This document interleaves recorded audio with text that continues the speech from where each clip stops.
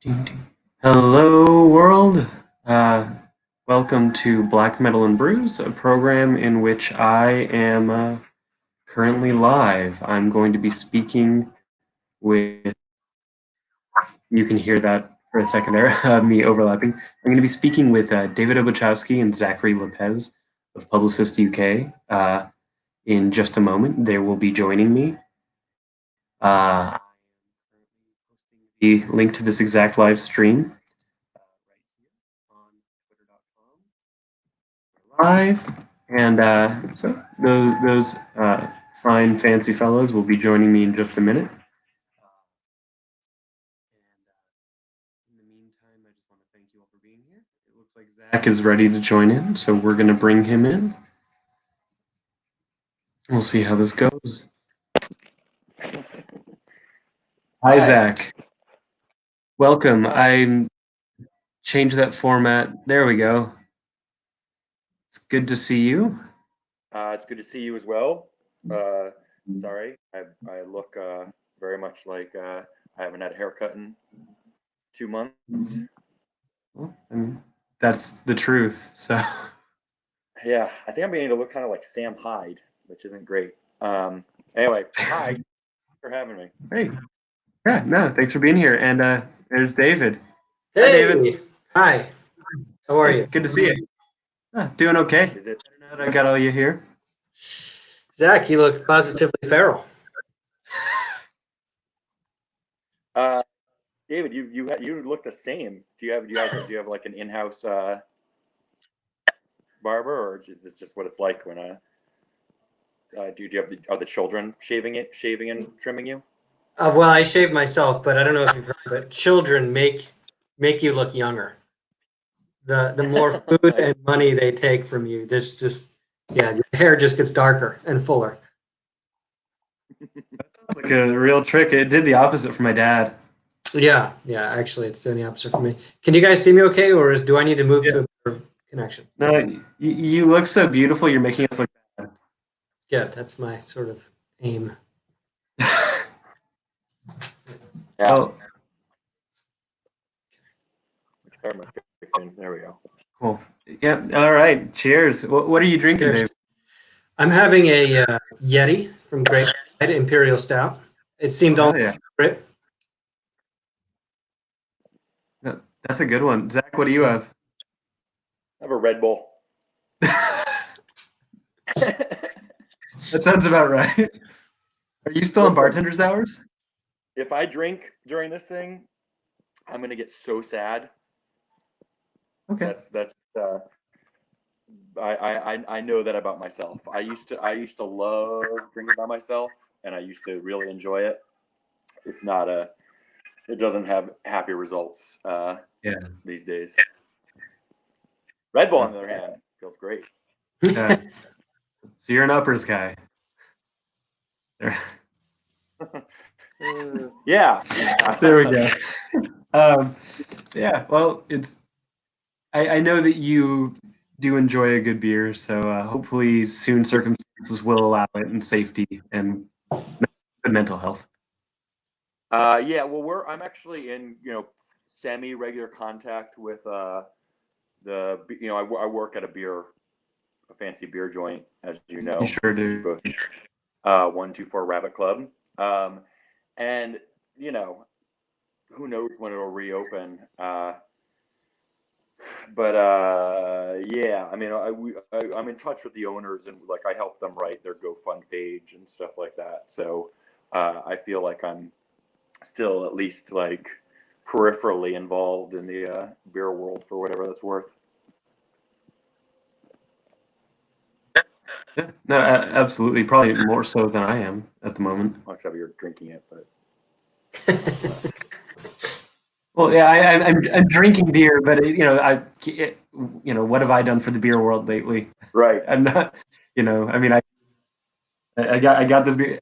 Have you had Suarez family beers? This is my first one. No, what's it out of?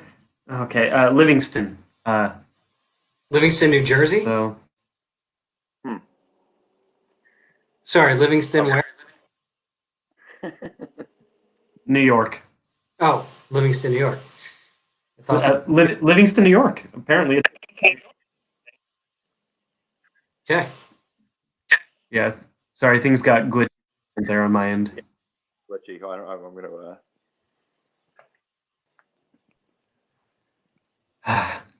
Well, Thing.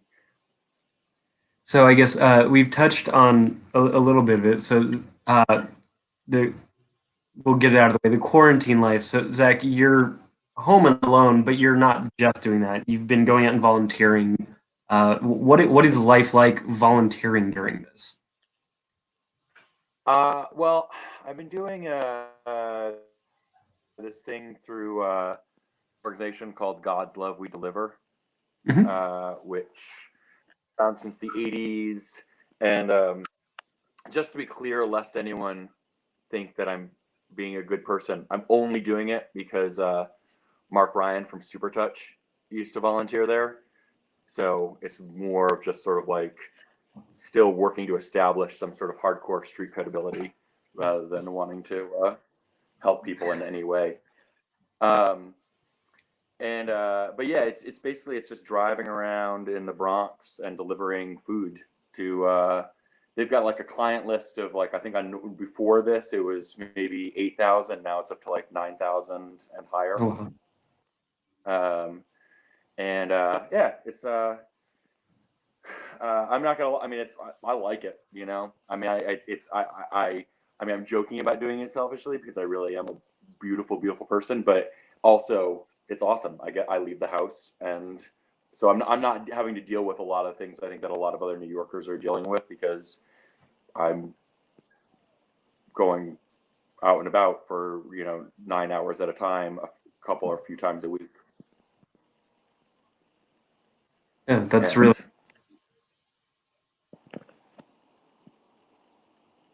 And sorry, it's breaking. No, Sorry, that's did you ask fine. me something? I was starting to, and then I got when three people are doing this, I'm learning to coordinate this. I was going to say, what is life like for you these days, David? I mean, I know that you have a whole household. There's four of you, so it's a little different dynamic. Yeah. If you count me as a full person, there's four. There's four of us. And two smaller people though they eat like twice as much food as I do. Anyways, it's fine. Trying to stay busy. I we're kind of it's kind of unique. I don't want to bore everyone with the details. Essentially, it's been a bum out in terms of we just relocated to Los Angeles last year. The kids were starting to sort of make new friends, and so then I can't see the friends. And my wife was volunteering at she's an artist as an art teacher in various schools and organizations. She can't do that. And we're relocating back to Colorado, trying to figure all that out during this time is difficult. But Oh, wow. I've been very, I guess I've been very productive in terms of writing music and writing words. So, and I've got to stay busy with my work as much as possible. So, it's, I wish we could go out and enjoy the city a little bit more before we have to leave it, but I have been very productive. So, and yeah. You say you're writing music, and we'll talk about the words in a bit. I know that you have many different things that you work on. What may I ask? What this new music's are we allowed to know right now? So there's been a few things. One of them I probably can't give too many details on, but it happened right before all of this quarantine stuff happened. Someone reached out to me who works in a sort of, I know him, big fan of his. He does not do any kind of music that even remotely relates to the stuff that I do. Basically he said, I have a whole album worth of stuff. I don't know what to do with it. And he just sent it to me. And I said, I love it. I want to start working on this. and I had already started, and then this hit, and I thought, well, okay, now I really have a project to work on. And then it was interesting because I guess I'll say this is that I sort of going along great. I got done tracking guitars, a little bit of vocals, and then he was like, "Oh, I just wanted to like let you know that I sent it to someone else, Kenny from Goes Cube." It's like one of my longest time friends and like my oldest friends in the world, and he did not tell Kenny that it was me playing on it, and he didn't ask me about it ahead of time. And apparently Kenny heard it and was like this is great stuff. This is really weird. Whoever's playing guitar sounds a lot like Dave Obuchowski. So he was able to pick that out. And of course, I got tracks back and I was listening and I was like, man, those drums are great. So turns out it's my old bandmate. So it was like, being set up with your spouse on a blind date and falling in love. Yeah. And then obviously, I always have Publicist UK stuff. Yeah. Did this guy know you guys were in the band? Were in Go yeah. Tube, and then okay, so it was like Fire Hose. It was like trying to get the mid. Yeah, I don't know if that was his intention. What's that? I don't know if his intention was to like. I think it was more like he just wanted a drummer to do interesting stuff. No, it was a Fire Hose situation. Yeah, it was a Fire Hose situation. Fire Hose situation. I love it. Fire It's the project is called Fire Hose Mark II. I don't know if that means anything to you. But no, and then we could. I don't know how much Zach wants to talk about it, but Publicist UK stuff. I've certainly have written a lot with that. I'm sorry, I'm not trying to be like vague. Yeah. Yeah, no, I'm really excited about that as well. I mean, that pretty much started kind of almost like I think, and correct me if I'm wrong, but I mean like about a year ago or something, just with just those normal like New Year's Eve texts of just being like, "Hey, Happy New Year's," and then sort of everybody was like, "Maybe we should do another record," and then we're like, "Yeah, we should do another record. That would be okay." And Obuchowski being the genius or supervillain of the group, immediately had a bunch of awesome guitar tracks, and then I of course assumed that, being just musicians, this was something that we would again text again about in 2025. But then demoed everything, and now there's a number of tracks that are, I can say this because I haven't added to them yet, that are fucking awesome. So yeah, so right now I'm just sort of like final, pages and pages and pages of notes, and just working on lyrics for them right now. I have to add here, he's not, he's being very sincere. The album is fully written from an instrumental standpoint, and it's really think it's exciting, and I really have no doubt his vocals are going to be amazing. But when we were making the first record, there were a few songs where we were like, okay, this is how this song goes. Zack and I were the first two in the band, so yeah, sort of started like that. But it was only a handful of songs, and then as we were filling the record out, when Zack was tracking vocals for the first album, there were some songs I was getting mixes, like rough mixes, almost in real time. He was in New Hampshire or Maine, where we all recorded our parts, but he had to come separately. And I was like hanging out at my house, and Dean, who produced the record, would be texting me like, "Holy shit, you got to hear this." And then just like exporting a rough mix.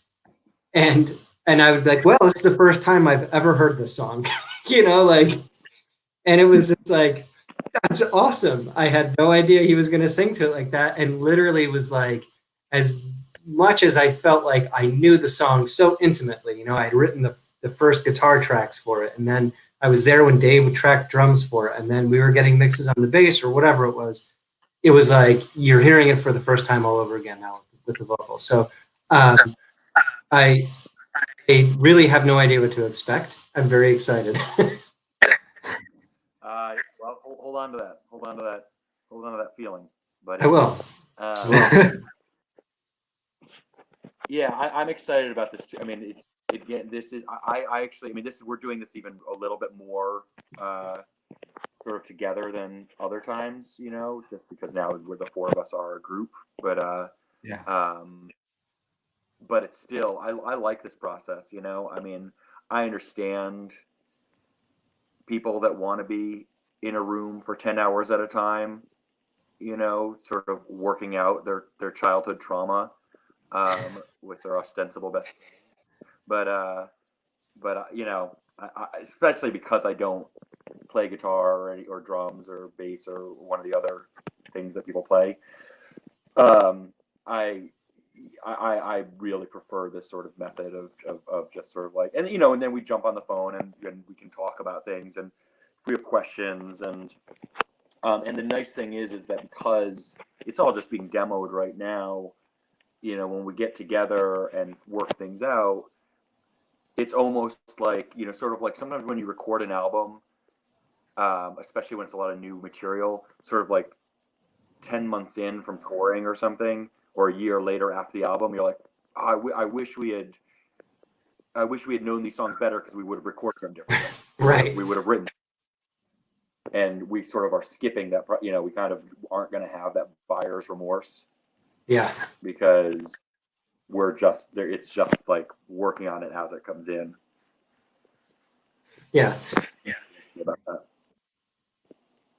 Yeah, I mean that's a really like that is a really true thing. I mean, when you're out there touring on it, you really start to feel like especially as a guitar player, feel like I really wish I would have stripped this part out, or we would have just cut this part out entirely. You know, you start adding intros to things or speeding it up or whatever, and I do think there is something to be said for like extremes, where with Goes Cube we practice something like 20 to 26 hours a week or whatever, and just like insane amount. And then Kenny and I lived together, and you know, we would go to the bar after this, and it would just be like constant writing and writing and writing. And then we toured all the time, and we played way too many local shows. The other extreme, where I think there's this like, I'll say this, Brett and Dave are constantly asking for feedback. Like, hey guys, I finished my part. Here's the track. You know, what do you think? Send me notes.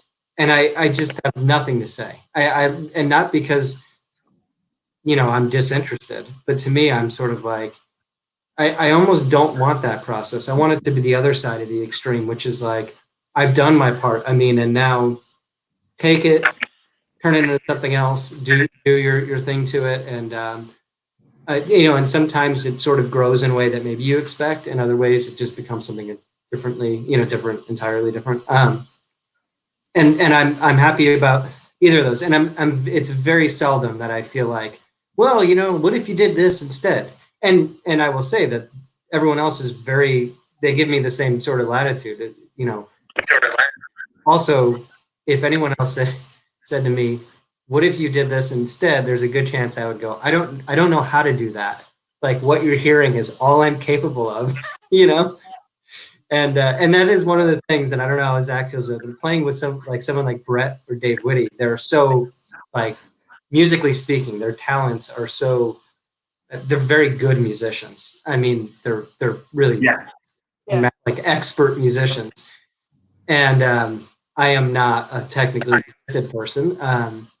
You know, I think I've found my own unique way, but you know, I would sort of feel immediately worried if they started asking me to do things a certain way. I like, oh shit, you know, they're used to sort of the revocation, you know, municipal waste, burnt by the sun level of technical musicianship, and you know, I don't really quite have that. But they've never asked me to, so that's not been an issue. Yeah. No, I mean, and the thing is, what's that? Huh? Oh, uh, I mean, that's one of the things that they've been also. I mean, just even this band has been very supportive of whatever musical limitations I might have, and interest whatever like whatever I can add to it, without, because I'm not trying to like be like weirdly self-depreciating, and obviously we all like what each of us do. And then it's fun because David writes really melodic guitar lines, and then just sort of trying to find the balance of with Whitty and Brett, trying to find something that's going to be quote unquote heavy, because I don't think any of us are particularly interested in just being one of those post-punk bands that is, I don't really know how to phrase that without I know where you're going. But we're interested in being, we're not interested in being just competent. And like, I mean, I've even said this in like sort of in discussions. I'd rather be embarrassing. Like, I'd rather do something terrible than just be, like, oh yeah, that sounds like Joy Division. Solid, Yeah. So, but anyway, so then working with vocals, I like my voice, but I have, whatever range I have. And then, Zora helps me come up with vocal lines that are within my range. And then the band sort of gives me feedback and allows me to try different things, and also nicely allows me to try stuff that maybe I can't always pull off on stage, because we do differentiate between an album and live stuff. That's fine. They're two separate products. What can't you do live? What's that? What are you unable to do live? Well, I mean, it's just it's there's definitely, I don't even know what specific songs particular, but I mean, there's stuff at least on the last record that maybe I could do on like the third show of a tour, but not on the show, because I'm not warm up enough, and sure as shit not on the 15th show. I know, and that's me. That's my laziness in maintaining my voice. That's the fact that I gotta, there's a lot of things, but whatever, it's fine. Yeah. Okay. And with Goes Cube, it was like, because we wrote everything in the practice space and we constantly played and all that stuff, and we didn't record until, we had really worked those songs out. Any sort of overdubs or sort of layering was really, like, I didn't even start thinking about that until working with Dean, who produced the first record. He produced Goes Cube stuff, until kind of into the process of the first album, the Goes Cube album, and we had recorded so many EPs by then. It was sort of like, oh, interesting. Okay, this is interesting that you can do this. And so the songs weren't really written with that in mind. And by the time we were in the studio, it was like, oh my God, every minute is like $1, whatever, and out of for being here with Publicist UK, we're recording remotely and we're recording at home, and or at least demoing stuff. I'm writing this perspective of like, well, this is like, this guitar line is a starting point. There's going to be another layer now, and then there's going to be another layer, and really not. I'm letting go of the sort of like, well, what if we have to play this live? It's kind of like, well, we'll deal with it. We'll rearrange stuff. So it's, again, that's sort of writing it from that different standpoint. And so it's like, we're not touring with 5 guitar players. That's not going to happen. So at that point, you just say like, well, what's the essence of the song? And we'll arrange it in that way. Are we going to strip this down to have it maybe more of a punk feel or whatever? Is it going to be whatever? So, and we all have that sort of different, like, this is the album, this is the live. This is what our capabilities live. This is our capabilities in the studio. And I think they're different. And I think they're both very really valid. I mean, there's definitely some people that are like who take pride in adhering to like what you hear on the record. We're not going to do anything on the record that you can't hear, see us live. That's fine. You know, I mean, and I don't, and I'm not even, I don't even mean that like in a snide. It's fine. I think it's a totally valid way of seeing art, you know. But it's just, but I don't give a shit. You know, it's just not. It's sort of like I think when I listen to a record, you know, I love, you know, so yeah, I love records that sound really raw, but I can take other pleasures from other different types of records that are totally beasts of the studio, and we're sort of in the middle. You know, we're not doing like Beatles-esque soundscapes, you know, but we're also not a Guana Records band.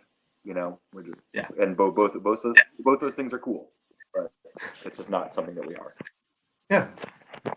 We had a question from a viewer, and I'll put it on the screen. I don't know if that helps you guys. It says, hey, I always wonder if artists who write stuff themselves feel like it comes off sounding one-dimensional. So I guess, like, do you worry about sounding one-dimensional if you don't have the group input, I guess, is the question. Well, I don't think we've ever had a song that doesn't really have that group input. I mean, I guess there was a few songs on the record where I had written a lot of none of the bass parts. So there's no bass part that I ever wrote on the first record. There are two songs, I think, Zack, correct me if I'm wrong, where I actually wrote the lyrics for them and had some drum ideas that I did not foist upon the band, but Dave Whitty called me sort of the day before he was going into the studio to be like, I still haven't figured out what I'm going to do in the song.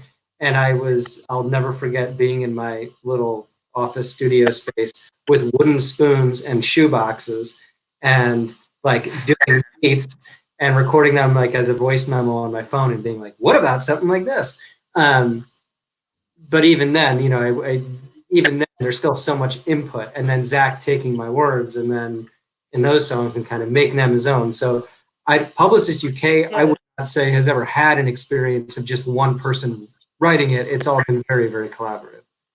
Yeah, and that's the thing, because I mean, and obviously they let me write what I'm going to write for my lyrics and stuff, but I also keep that, you know, it's sort of like I never want to write anything like I'm not so, you know, solipsistic that I would even put forth lyrics that I would feel that I would be afraid would be embarrassing for anybody.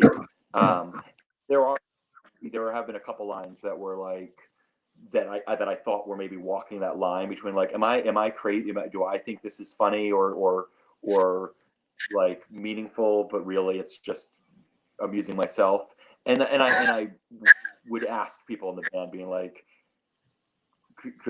is this too much? And you know, without fail, they're like, whatever, cool, do it.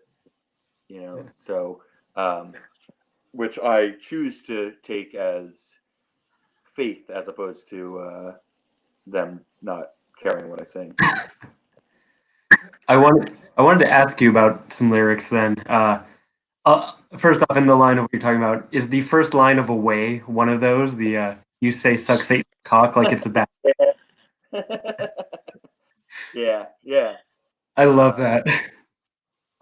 Yeah, and the thing is, like, I mean, even when I thought of that, and I think I was just like walking down the street, and it occurred to me, you know, I made myself laugh, and you know, I wrote it down, and I was like, well, this is either just some dumb thing, or this can turn into something else, and then, I mean, I think even stuff like that are kind of like that seem like they're almost like joke lines. I think if you put that, I mean, it all depends on what the context you give it, and Right.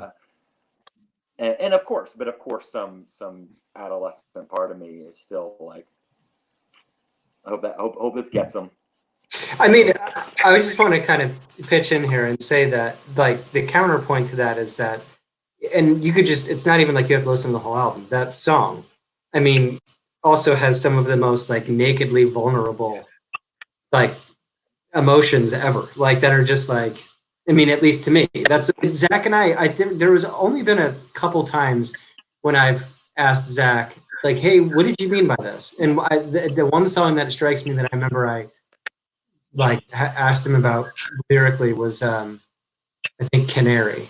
I felt like those words were really poetic and they're really beautiful. And I was sort of like, oh, this is like an interesting turn of phrase or whatever. What did you mean here? And he gave me an answer that he didn't brush me off, but his answer was essentially like, kind of make of it what you will sort of thing. And so I felt like, all right, I don't want to like quiz him on all this.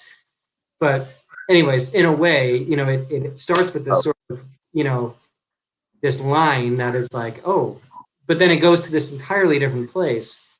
And I just think that makes it special, I guess. No, it's a very beautiful, sad song.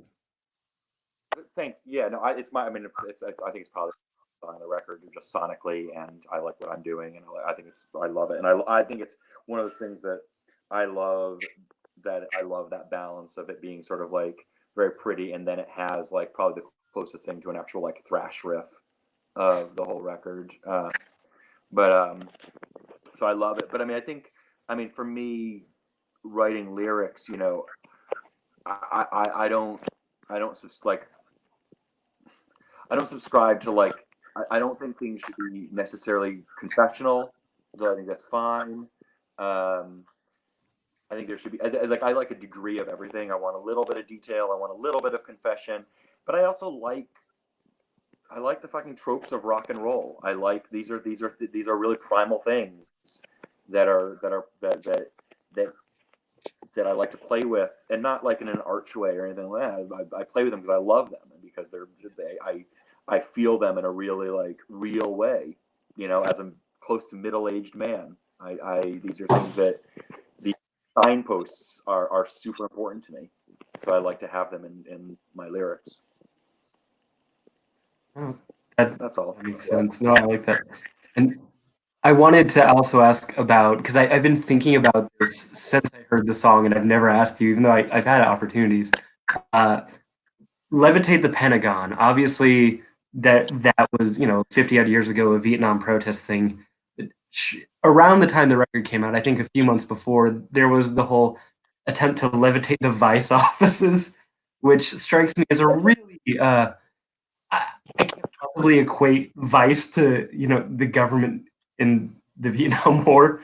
I was always curious, was there an intentional parallel between that coming back into the public consciousness, or was that completely incidental? Uh, I wish I could give you a concrete answer, but I don't remember. Like I would not be surprised. I mean, God knows I devote a certain amount of my time thinking about shit like Taliban trying to levitate the vice offices, but I mean, yeah, I mean, I love that sort of like I love that sort of side stuff, that side culture stuff, and that's what's interesting to me. I mean, Obuchowski, I'm reading the book about the disgrace and fall of the Gary Hart campaign. So I'm really sorry if 6 of the next songs on the album are all about Gary Hart and Donna Rice. You have my apologies beforehand. But that's how it's going to be. That was to you, David. Never mind. I heard what you said. I just hung up immediately, and then I regretted it and I came back. No, all I understand is our next record is a Gary Hart record. Yeah, pretty yes. Short answer, Okay. yeah. It's just about Gary Hart. Levitate the Pentagon. Zach, is this incorrect? Was one of those songs that you got to the studio with sort of an idea of how it was going to go, and then sort of you and Dean ended up really doing a lot of work? One of the things that actually what happened with the verses, the way I sing on it, that was really heavily Zora, my partner. She, because I had all these sort of like, as David, as I have a tendency to write too many lyrics, but I wanted to I had these sort of ideas of like I wanted to convey these little like mini stories of like compromise, and but I was kind of like hitting the beat every time, and it was turning into like like flibbity flabbity the Fakung Ju chicken, it was turning whatever that is. That it was just sort of becoming who is that? That's the Bare Naked Lady. I shouldn't know this. The Bare Naked Lady. With them. Yeah, but it was becoming cute. And then what she did was she was like, well, how would like Jarvis Cocker do it? What would Pulp do? And it's sort of like, so you do it so it's sort of like a little musical essay, but it's not, you're not just doing spoken word over it. It's connected to the music because but it's not like bam, bam, bam, bam, bam, bam, bam. So that was that. That's actually really cool. I appreciate that you didn't turn it into a Bare Naked Lady song. Again, we're saving the gold for the second record. So, there's a term that has come up a couple of times tonight, and I thought it was interesting because I didn't see it in the playlist you submitted, which I also didn't expect to. But the term post-punk, because I feel like obviously there's, especially these days, there's a very loaded connotation, and I know Zach, you also write about music, so we could spend way too long dissecting it. But I thought it was interesting that I don't know if you looked at each other's picks on the playlist today. I got Sundays and Kate Bush and Thunderstruck by AC/DC and all these things. A Sheer Terror. We got everything to jazz to we were all over the place. But you're post-punk, and I think it makes sense because I know that somewhere at the core, Publicist UK has post-punk, but I never think of you guys in that context of the myriad bands ripping off Joy Division or Steps Chameleons. Let me take this, if you will, please. First, please. I want to explain the genesis of Publicist UK to get to this. Publicist UK happened because Ghost Cube had been going on for a long, long, long time. I moved away from New York. Zach and I had already known each other. Our bands, Ghost Cube and Fresh Kills, had toured together. Really pretty music. We went on tour. We played a New York date. I asked Zach to DJ it. He did.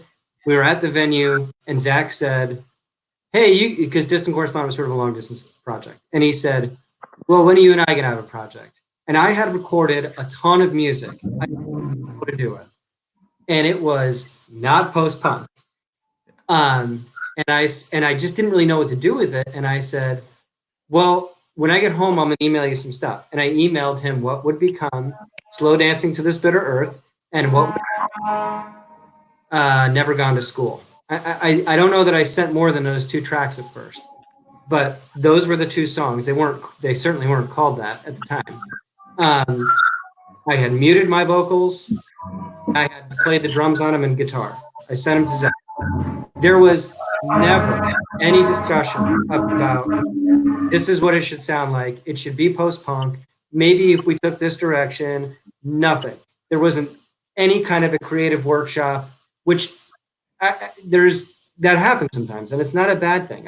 Someone is talking to me right now about, hey, you want to get involved in this project? And here's 5 bands. This is what I'm thinking. It's fine. It gives me an idea of the creative direction. There wasn't any of that. Zach and I messed around. Shortly thereafter, I had a beer with Brett because I knew Brett from another band, and he had unsurprisingly joined Revocation. It was sort of like, oh, obviously he's in this huge band now. And Brett was sort of like, all I'm doing is playing death metal, and it's awesome, and I love it. But when you and I are going to have a project together, and I was like, oh, weird. Me and this guy, Zack, are doing this thing. Zero discussion about what it was going to sound like. Brett brought Dave Whitty in.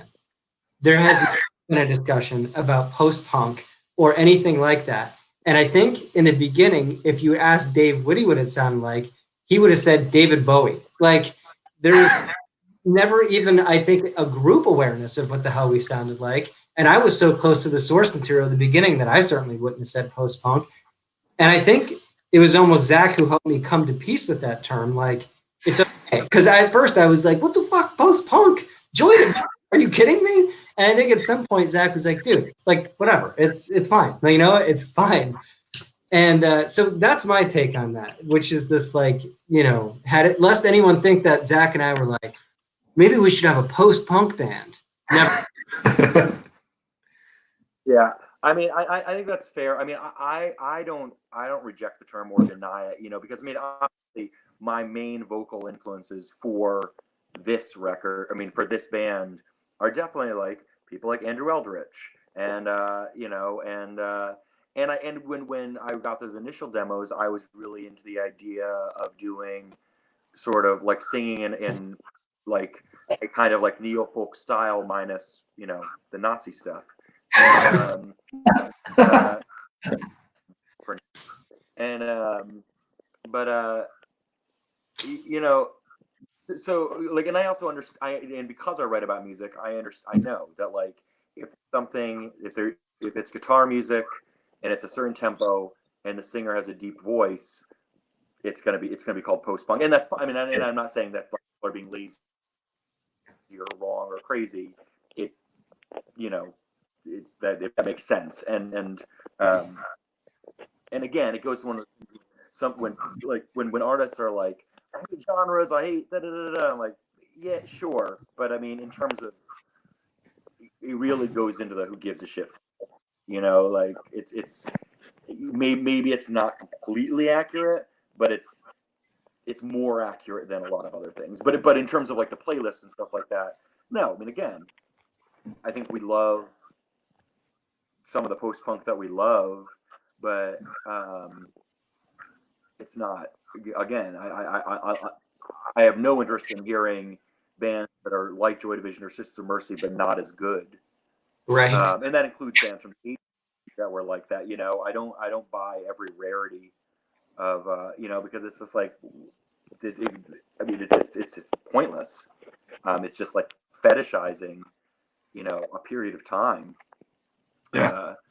And I you know, I would rather listen to Thunderstruck by AC/DC. So it's on the list. You know, it's actually, and it's funny too, because Zack had mentioned the Beatles, as in like not the Beatles soundscape. And Yeah. one of the only moments in the studio when Dave was tracking drums, we were doing the song Blood Relative. And again, I had no idea what the vocals were going to be like, but he was recording drums to the guitars that I had already recorded to a click. And we were sort of like, something's missing here. And I was like, dude, I think you just need to go like fucking ape shit. Like on the choruses, which is funny because the choruses are these really long, slow strummed guitars. And he was like, it's so slow, like, I don't know. And I was like, Day in the Life, the Beatles.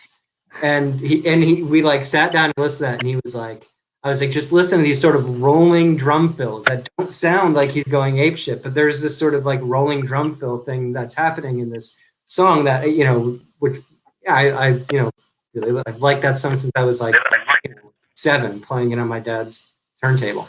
And it was this weird, you know, very rare moment where we were like, something's missing, what should it be like? And it was like, you know, again, nothing against them. It certainly wasn't like, let's pull out the Closer record and, you know, put that on. It was like, I don't know, Beatles? Like, And Brett and gonna disagree. You know, I mean, I actually sent Brett the Closer album recently because I was like, oh, you know, and he was like, yeah, it's cool, you know, and I was like, I mean, that's not even like DNA of half the band.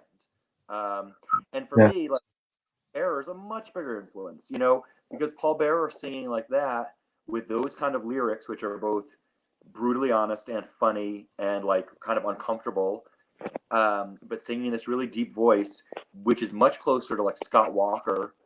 Yeah. So that shit's like what moves me, not the mission. Yeah. No, I'll be honest.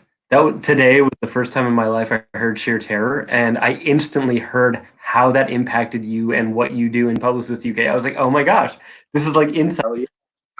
And it sucks because I grew up loving hardcore, but I was, despite being a millennial, I was not very online until I started my blog when I was in my mid-20s. So it's like I had my Sick of It All albums, and that was about it. And Love that. But Sheer Terror is the best New York hardcore band, without a doubt. What was that? That's right. Sheer Terror is the best New York hardcore band. I'm going to say it's not even. It's close, but they're number one. Yeah, I loved what I heard, so I'm excited to hear more. I wanted to because you guys have mentioned them a little bit, and David, you briefly mentioned that Brett brought Dave Woody in. So we've got literally, I mean, the drummer from Discordance Axis, and I don't know Brett's bands beyond Revocation in this, but did either of them have any context outside of the more atmospheric side of metal for what you were doing prior to that, and I'm curious how this all kind of came together, because when I think of the past bands, like I know that the two of you are hardcore in your DNA to some degree, but it's really fascinating to see, like, you can kind of hear each of the four personalities on the record in their own way. How did everybody kind of bring something to it? How did it happen? Well, so Brett was in Postman Syndrome and East of the Wall, and East of the Wall was just like, it's really great, progressive metal band. I'm sure they hate that term as much as I or not hate. I didn't know he was in that band. I really like that band. Yeah, so Ghost Cube and East of the Wall played a show together. And in fact, they were actually, when it was booked, they were Biclops. By the time the show happened, they had changed their name to East of the Wall, or became East of the Wall, or whatever the hell. I don't know. There's some merger of bands. Anyway, Brett and I sort of fell in love with each other that night. We had met that night, loved each other's band, and if you know Brett, if you've ever met him, this won't surprise you. But we were right after the show, we were like giving each other a big hug, and he was like, "Yo, man, our band should tour together. We should go on tour together." And if you know me, if I sort of say something like, "Yeah, we should do that," then it unfortunately means I'm going to throw myself into that. And then, sometimes people are like, "Dude, fucking, I was just trying to be nice." But with Brett, he's not like that. He's kind of like me. And like by the next week, we had sort of self-booked an entire tour together. Ghost Cube is very different than East of the Wall. We're both heavy, but East of the Wall, just these incredible progressive musicians, and they had all these beautiful moments. And we came back from that tour and were immediately like, Ghost Cube needs to become a, more of an interesting band. Our songs need to become more dynamic. They need to become longer and all that. So Brett's band was influencing me after that tour.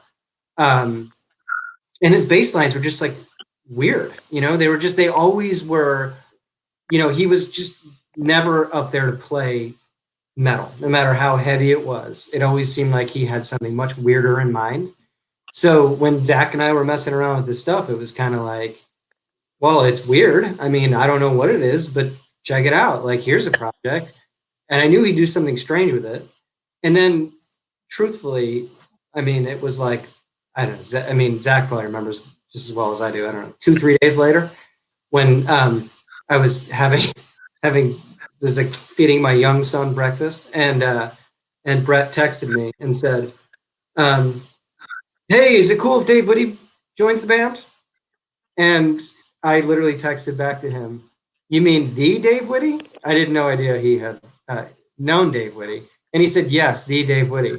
And I said, "Yes." And then I texted Zack like, "Oh shit, I just said this guy could join our band. I hope you're cool with that." So that's, yeah. And then I do really honestly think Dave Woody's first touch point was he heard the demos and was like, well, this really reminds me of like weird David Bowie stuff, which really turned him on. So, I mean, I think the thing to keep in mind also is both those dudes, like, even if like their current most famous bands are like real steamroller, just like intense, heavy bands, they both have really deep roots in, Right. particularly, but both of them in experimental and kind of weirdo music. Maybe it's really not weird. specifically, you know, in fact, sometimes some of the stuff that like Woody's into is far weirder than like, you know, my Nick Cave collection. Oh, hell yeah. It's if anything, you know, they've opened my eyes open. They you know, they've opened me up to a lot of stuff that I just would, you know, never gave enough notice to because, you know, the band's logo was too hard to parse.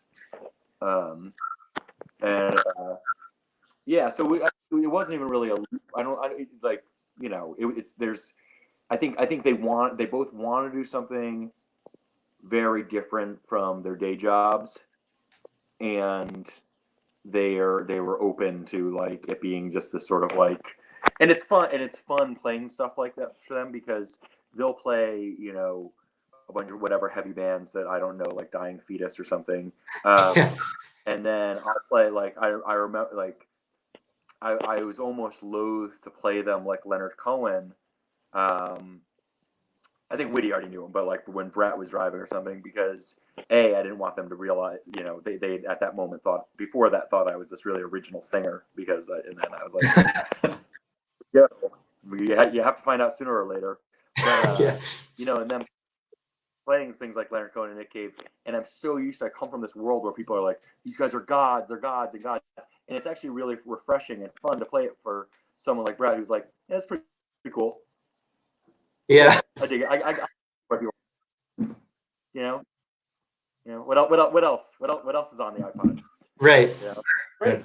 Because there's no reason, like, none of these artists would want to be revered, you know, and that's a problem with a lot of other bands that somewhat sound like us. They look at these people as like gods or icons when they're just fucking dudes in ill-fitting suits. Yeah. I appreciate that. That's fun. Dudes in ill-fitting suits. I saw Nick Cave do one of those. I saw him do two of them actually, but and somebody asked him about his hair, and he's like, "Yeah, I dye my hair black. I'm gray." It's like just that moment of like, yeah, you know, like Nick Cave's a fucking person. Yeah, and the thing is, I mean, I think anybody who knows me or read my writing or listened to me sing or anything like that knows I love Nick Cave. But I really do feel like the people that like love Nick Cave in a reverential way, and this is gonna sound like a real asshole thing to say, but whatever, they're loving him wrong. Yeah. They're actually, and I know that's shittier than saying someone is a fan in the wrong way, but if you love someone whose whole thing is like puncturing balloons and like kind of like having a wry outlook or this, that, the other thing, or, you know, mixing the profane. I'm talking about Leonard Cohen. I'm talking about any of these sort of people. If you treat them as some sort of like religious icon, you fucking misunderstand their art profoundly. Yeah. Anyway. That makes perfect sense. If the artist is soul searching, trying to like have that human, humble approach. I mean, I don't think Nick is always so humble, but you know, been him for decades now. It's kind of weird to deify him when that's not what he wants. So I get that. Right. Yeah. And so, David, I know that time is short for you. I got 10, 15 minutes. You got 15 minutes? Okay. Yeah. I know you cook dinner for the children. Yes. What's for dinner? I'm going to make salmon. Ooh. And I'm not sure about the side. And we're either going to have spinach if it's not too wilty, or we're going to have peas with it. That sounds very good. Yeah. My children, I'm lucky. My children are they don't give too hard of a time when it comes to food. And nowadays I like in the past, you know, you used to sort of be like, you know, listen, like you got to eat this. It's not cool to waste food or whatever. But now you can like legitimately be like, we have nothing in the refrigerator. You will eat this. Like, oh, you don't have the mask is in the washing machine, and we have, you know, a tablespoon of milk left and these 3 cans. So this is it. Eat. Yeah. You know. Yeah. I've had a lot of pasta and beans, so I understand. Yeah, I'm trying to avoid making pasta on the side tonight just because I feel like just don't want to be repetitive. I don't know. Yeah. But Um, speaking of the So, kids, by the way, I had the song on the first record, "You Are the Stars," okay. that is actually about. I mean, it was recorded after my son was born, but that was actually written in preparation for my son's birth. Which is kind of a strange thing to have. Zach, when we were talking about it, that was one of the things where I was like, if this song is going to be on the record, I just kind of feel like I can't just like delete the lyrics. You know, I kind of wrote this song for a really, really important thing. And Zach it's like kind of weird to have someone else sing it, but in the same way, like that's just really important to me. I'm not gonna just like come up with a new song around the words. Like this is the song. So if we want to do the song, this is going to be the words. And Zach was really cool about it. What? Yeah, I mean, it was challenging, but I really love doing it, and they're great words, and which and so I always, I that's one of my favorite songs. I don't like it when critics compliment those lyrics more than my lyrics. It's the violence inherent to the system, man. Yeah. But yeah,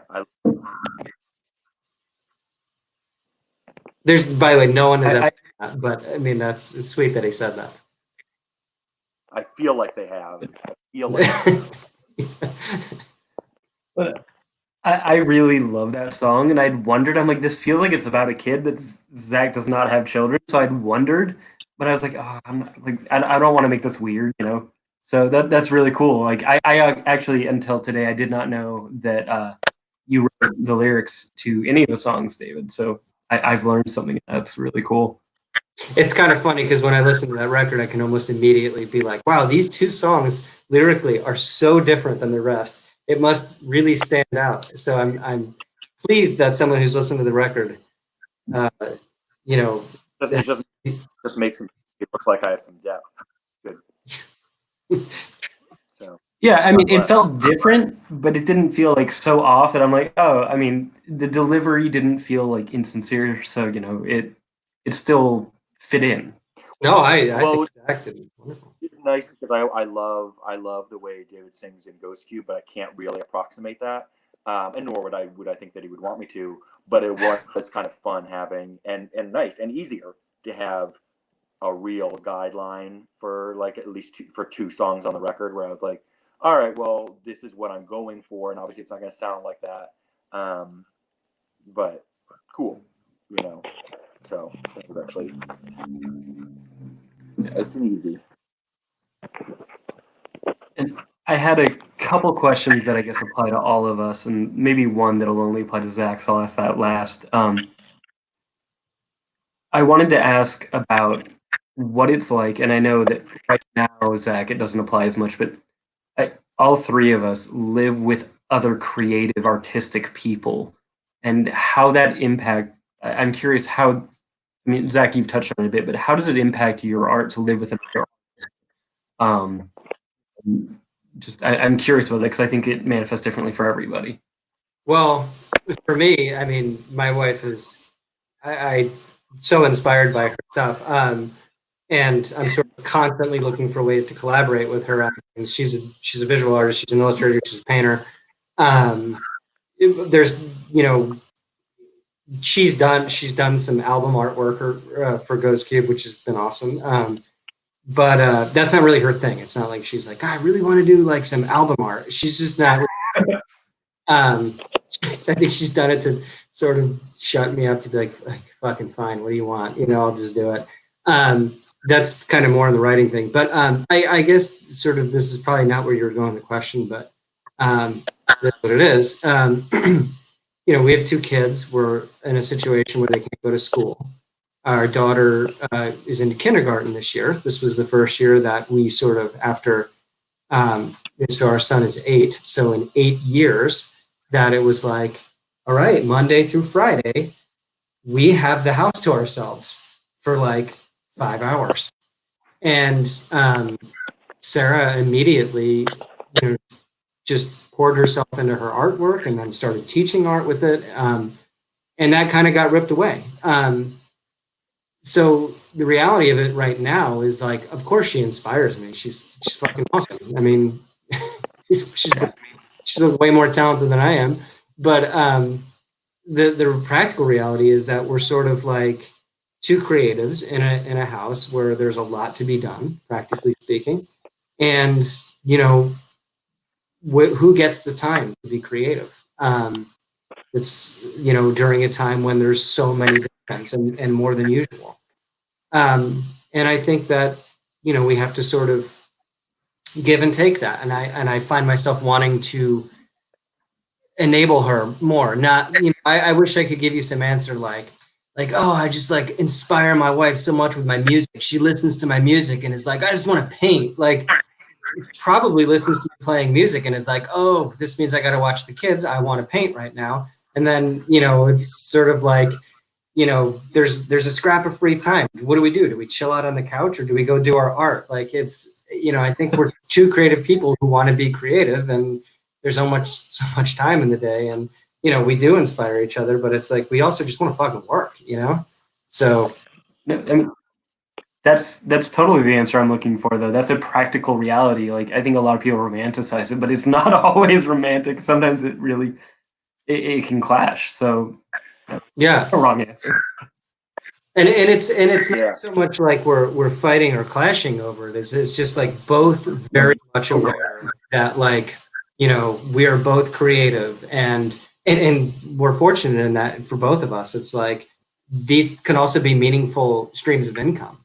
You know, she can paint something that could make us money that we need. I could write something that can make us money that we need. And so it's sort of like, all right, well, it's not like one is, you know, makes more practical sense than the other either. So anyways, Yeah. I'll let Zach.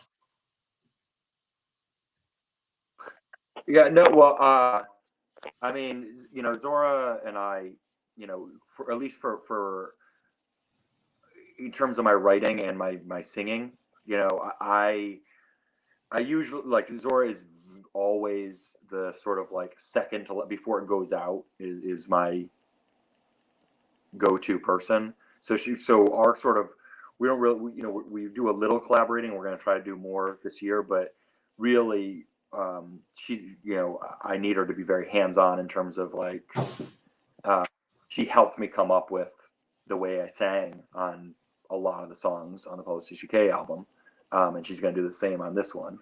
Um, and and in terms of other things, whether it's or any other writing, I'll tell her the idea, and then we'll argue about it, and I'll get pissy, and but it'll always inform. You know, it'll, even if I don't always necessarily come around and like agree with her 100%, or even, you know, 50%, it still shifts my way of thinking, and it makes what I'm saying a lot stronger. So I'm really just sort of dependent on her in that regard, in terms of just like my basic process.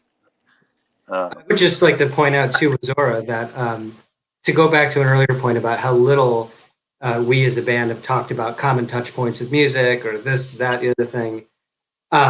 When we were on tour and we played New York, we had like I can't remember why, but we stopped over at Zack's apartment to hang out a little bit before the show, and I met Zora for the first time in person. And literally the only thing I did was talk to her about music, because, you know, I felt like we have all these music tastes in common. Like, we both love Kate Bush, and I was like, she had just seen Kate Bush. What was it like to see Kate Bush and all this stuff? So all those musical conversations, and I knew about how much influence she had on her vocals. All of those musical conversations I had with her, not with Zach. I don't give a shit what Zach thinks about music or any of that. Or Right. just kidding. But yeah, no, that was fun. That was really cool. Well, Yeah, and like, I mean, it's as someone who's like, so, you know, fancies himself so nerdy about music, you know, there's just, you know, I know a lot about, you know, like melodic hardcore from 1990 to 1994, but I don't know, you know, a lot about some other stuff.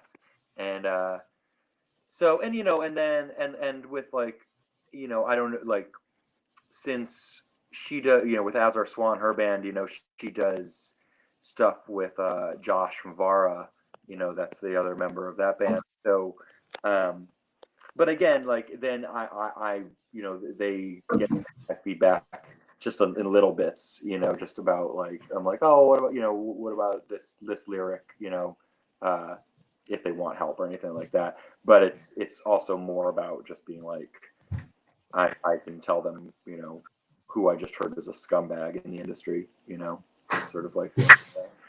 So and I think those are two. That's again along with what David was saying. These are a lot of things that come with living with another creative person. One person might be more tuned into actual art, and the other person might be more tuned into like, who the fuck to avoid.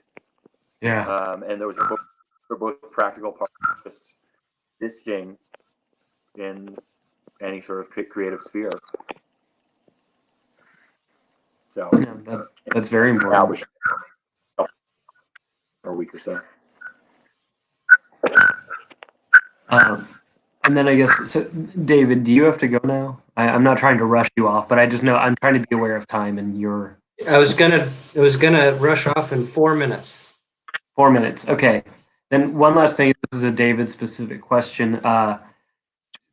As one of the kind of coping with quarantine sort of things, you did a really lovely guided. I'm going to show you my car and take you on a ride in my car. Thing, Oh yeah.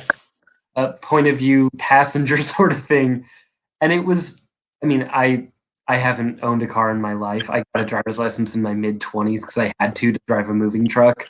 But it was really, really fun for me because I'm like, man, I haven't just gone on a ride with a friend in so long, and that it felt really good. So, what inspired you to do that, and are you going to do more of those? I should. What inspired me to do it was that was early on. I felt like I needed to just get out. I love cars in a sort of a general way. I also have I have issues with cars also in other ways, but I have a car that is interesting. I think at the very least, it's an older car. It's nothing like fancy, and it certainly is not like worth a lot of money. And it's also a mystery of whether or not it'll start up. And I guess I just felt like this was a time when I started first feeling like oh, there's like little. I consider myself a person who doesn't need a lot of social interaction, and there was just like wow, like dropping the kids off at school and like being like, hey, morning. Like I would sort of take for granted, like, well, that's gone to the point where I was just like, man, there's just like these interactions. And for whatever reason, I was just like, I need to take a drive. And I felt like, well, what the hell? I don't even know if the car is going to start, and that'll be funny. So I'll just turn my phone on and take some videos and be like, hey, this is my car and I'm going to start it. And let's see. And then I just kept going with it and I posted and people were like, that's really cool. And, I don't know. I guess maybe there was like, because I didn't think about it as being something formal, I guess maybe there was like this sort of natural feel to it. Like, this is what it would be like if I was like, hey, let's just hop in the car and go for a drive, which is what we do. Like, we show up at school to drop our kids off and we're like, hey, good morning. How are you? I had that same kind of like, here we are. So I should do more of that. I do think there's something to be said for like, just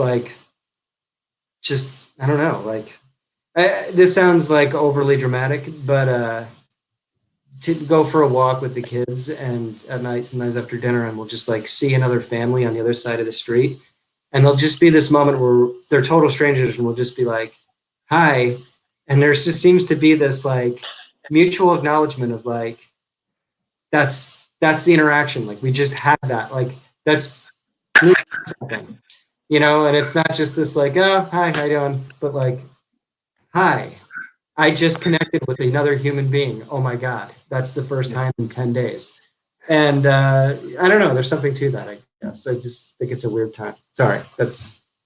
No, I relate to that. I mean, Zack and I are both in New York, and I'm sure Zack being in Manhattan is different than me being in Brooklyn, but it's very strange going out onto the sidewalk now and like not just giving the head nod at least. Like it's weird. The distance is weird. Yeah. All right. I'm gonna say goodbye. Zach, I haven't seen in like 3.5 years. It was wonderful to see Okay. you back. And I see you. Wait, so was that when I saw you too? Wow. Probably. I don't know. Maybe my dates are off. The last Ghost Cube show? Last Ghost Cube show was, I think, 3.5. before Publicist UK tour. No, wasn't. Oh, maybe. I don't know. Anyway, it's great to see you both. Thanks for having me on here. Really appreciate Thanks for it. being here. Zach, I just want to say, you heard it. Zach said I write too many lyrics. So I'm expecting just this overabundance of lyrics now any day. There's an overabundance of lyrics. Good. Can't wait to hear them. Well, thanks, David. I'll see you soon. Take care. MJ. See you. See you, fellas. Bye. Bye. And so, Zach, I got a couple more questions if you got the time.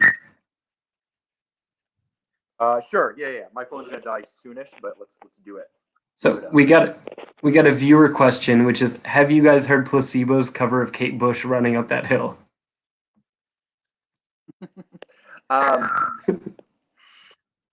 Yeah. You know what? I don't know that I have. I actually, I'm not gonna lie. I like Placebo. I know I a love lot of Placebo. people think they're. Yeah, I like them. And I like what I like about them is I think what other people can't stand about that. I like his nasal voice. I like his just sort of what are the first lyrics that came to mind? Sure, let's use them. I like them. I think they're I'm not going to pretend that I listen to them a lot anymore, but I don't regret the time that I spent listening to them. And I don't know that I've heard the cover. Have you? I have. It's very. I mean, it was. It sounds like Placebo doing a very almost trip hop inspired, as was common in the era.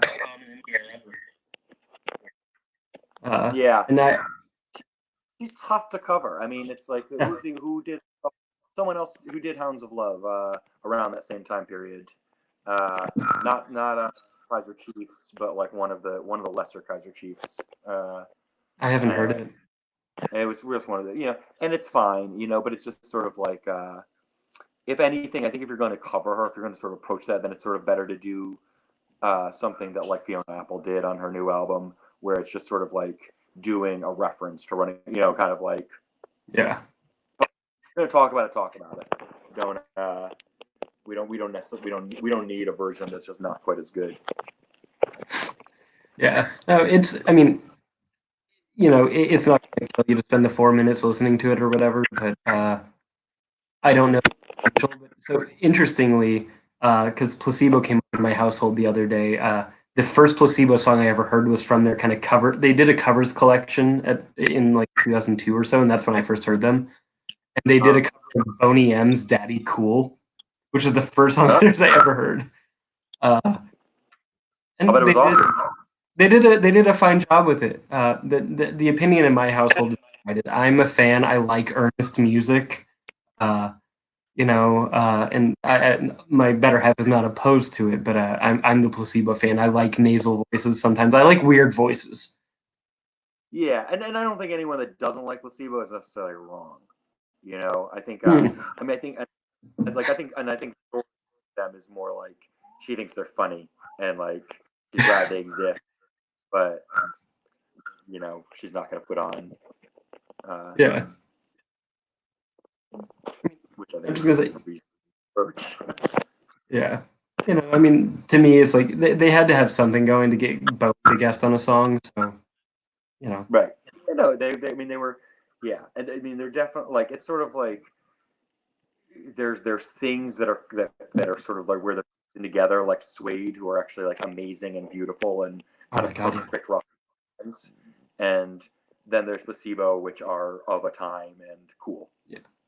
No, And that's Placebo feels like a they listen to a lot of Suede in the post grunge era, and yeah. They hit me when I was a teenager, so I love it. But I don't think anybody without that context needs to, and I totally get it. Right. Yeah. I think I heard them in my 20s, so use, but Yeah. whatever. Say point taken. Yeah, I think you're a couple years teenager. Yeah. And then I've got, I guess, I had one question that would have helped if David answered, and it may be more for him. But I was curious because the first time I met both of you in the flesh, and the band has also remixed you, was a Ghost Cube show with Dalek playing. You were DJing the last Ghost Cube show, and Dalek remixed a Publicist UK song. I wanted to ask about your connection to that band. Well, I was always a fan, and I don't know. That's what I think that's something. Because I don't actually know whether it was through him or Brett or Okay. or Witty. Because it could have been any three of them. But yeah, nothing cool comes through. So it was from one of those three. But yeah, I don't have an answer. So. No, that's fine. I figured that was more of a David question. And I wanted to ask, because I think this is something between you and Witty, although I may be wrong. I noticed more during the tour days for Publicist UK, you and I think you and Witty posting about strange candies you found on tour. Well, we wouldn't even we would just it was yeah, he actually made a spreadsheet because we would buy basically any candy bar we had never heard of or tried. Try it because you're supposed to want it, and we did. Baby lizard brains, and yeah, I mean, it's weird because and we're talking chocolate bars specifically. Okay. It wasn't too much. There's too much of the, they can just take any sort of combination of sugar, water, and shape it like a cheeseburger and call it novel. We're not falling for that. But and it was also kind of you have to understand this was before before there was always now I think they caught on, maybe they saw his spreadsheet, but now a lot of the larger candy bar places they come you can get Reese's versions of peanut butter cups, and it's just they kind of mix it all like that. Generally speaking, most of these are pretty disappointing, but often when you get some sort of cheap kind of regional chocolate, it's awesome, the best, so good. Yeah. When you're in some because the thing is, you also, when you're on tour in America, you have to because there's no seltzer water available between the East and West Coast, and which is, as anyone will tell you, the most bullshit thing about America. In a laundry list of bullshit things about America, it's in the top 100 at least. You sort of have to make up for that, and you do it by finding whatever weird gas station candy bar Tulsa's trying to unload before it sinks back into hell. Were there any clear winners? Oh golly, I don't remember. I'd have to revisit it, but I will say, just still on topic though, the only good thing about this whole quarantine thing, and this I can easily say because there are no good things about it, but the only good thing has been that discount Easter candy is still on sale at Duane Reade because no one's buying it. So I've been eating upwards to 5 to 10 Cadbury eggs a day, and I don't regret it. I don't regret it at all. I feel like that's what the new Publicist album is about. That's what the new Publicist UK is about? Me eating Cadbury cream eggs, sitting in my own filth, unwashed boxers, socks, staring at my unused shoes, sobbing and eating Cadbury cream eggs. and enjoying it. It could be worse. I feel like I didn't get any Cadbury eggs this year, but I need to if they're still around. I think that last I saw at the Duane Reade near my house, there was literally shelves and shelves and baskets of 20-cent Cadbury cream eggs. And buddy, that is fucking living. That's amazing. So with that, Shout out Jesus resurrected. I love that it's two Jewish guys talking about that. Listen, every faith has its does something good. Yeah, I can't think of any Passover candies. Well, no. Well, I'll tell you one thing: when I go out of that Duane Reade, I do not pass over that candy. No. Well, all right. I'm glad you were here with me today. Thank you for taking the time. And yes, it's a pleasure. Wow. Thanks so much. I can't wait to see you in the flesh. Yeah, hopefully it's this calendar year. We'll see. Okay.